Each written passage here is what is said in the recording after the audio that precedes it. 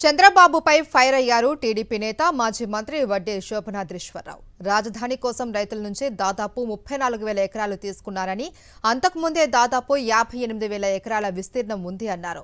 Secretariat, high court, assembly పరిపాలనా వ్యవస్థలన్నింటికీ కావాల్సింది 2,700 ఎకరాలు మాత్రమే అన్నారు.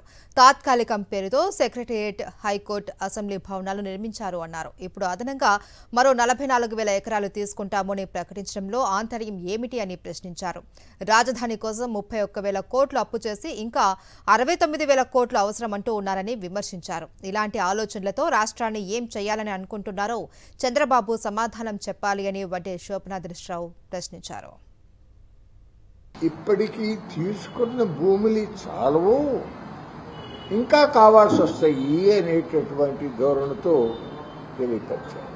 మరొక వార్త ఏంటంటే, మీరు చూస్తూనే ఉండారు, అంతకుముందు వరల్డ్ బ్యాంక్ కానీ, ఏషియన్ డెవలప్మెంట్ బ్యాంక్ కానీ, ఇతర బ్యాంకులు కానీ 31,000 కోట్ల రూపాయలు ఇప్పటికీ అమరావతి రాజధాని నిర్మాణం కొరకు ఆంధ్రప్రదేశ్ ప్రభుత్వానికి రుణాలు మంజూరు చేసింది.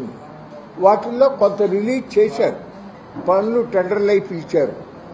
ఇప్పుడు నిన్నటి వార్త ఏంటంటే, ఇంకా 69,000 కోట్ల రూపాయలు ఇంకా లోన్లు తీసుకోబోతున్నాము, అవసరమవుతాయి అని చెప్పొచ్చు.